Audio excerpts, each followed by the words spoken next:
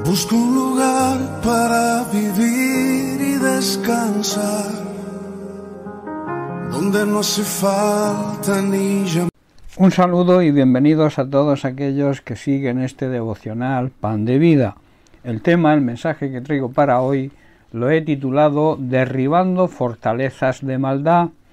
Una fortaleza de maldad significa la fuerza o las fuerzas que se oponen a Dios y a su palabra y que nos impulsan al egoísmo, la ambición, el rencor y la falta de perdón y tantas cosas que son ataduras que hacen que estemos presos y que necesitamos derribar. Pablo en 2 de Corintios capítulo 10 versículos 3 al 5 nos dice: pues aunque andamos en la carne, no militamos según la carne, porque las armas de nuestra milicia no son carnales, sino que son poderosas en Dios para la destrucción de fortalezas, derribando argumentos y toda altivez que se levanta contra el conocimiento de Dios y llevando cautivo todo pensamiento a la obediencia a Cristo. Los creyentes somos seres humanos, pero no luchamos como lo hacen los humanos, sino que usamos las armas poderosas de Dios, no las del mundo, y así derribamos la fortaleza del razonamiento humano y destruimos todo argumento falso.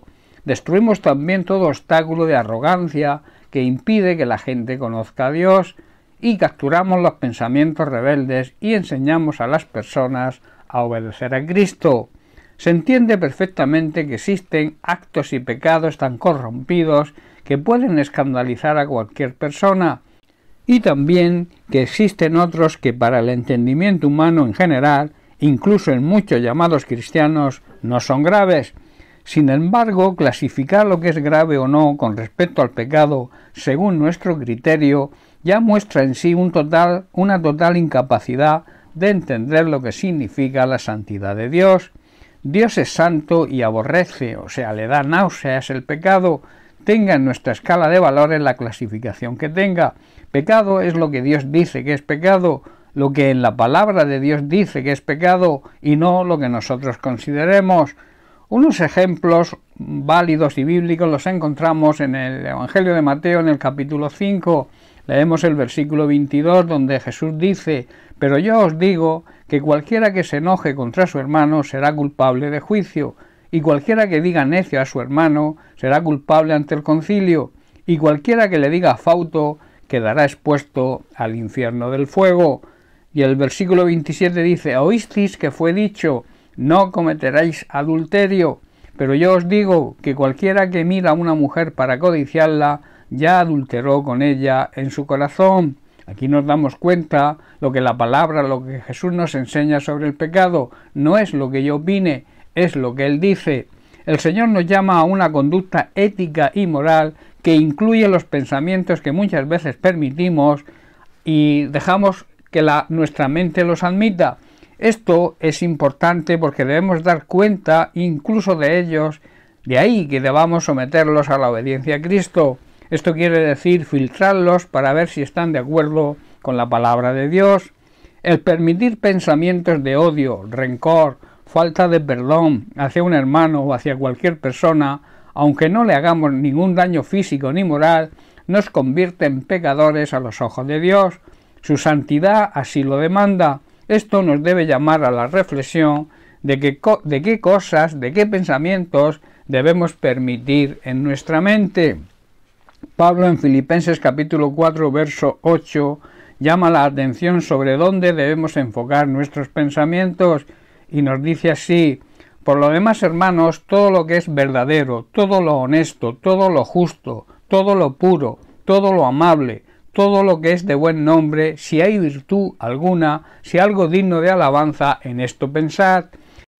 Debemos concentrar nuestros pensamientos en todo lo que es verdadero, todo lo que es honorable y justo, todo aquello que practicamos en justicia, todo lo puro, donde no haya mezclas ni contaminación, todo lo bello y todo lo admirable, y pensar en cosas excelentes y dignas de alabanza.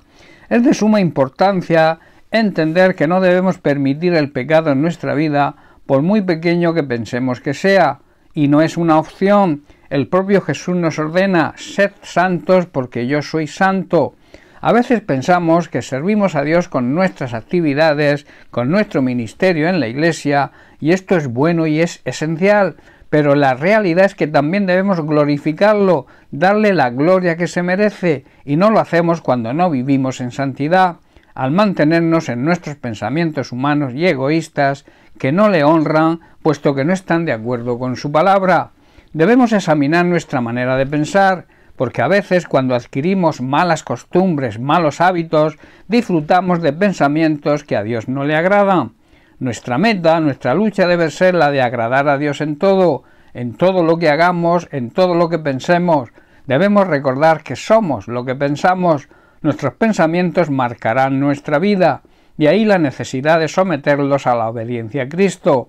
Debemos deleitarnos, debemos disfrutar en la presencia de Dios, agradándole en todo, y Él nos concederá las peticiones de nuestro corazón.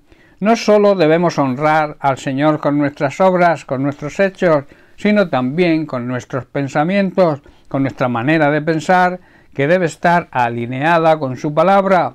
Y la única forma de llevar cautivos nuestros pensamientos es conociendo la palabra de Dios, conociendo las Sagradas Escrituras y pidiéndole ayuda a nuestro Señor.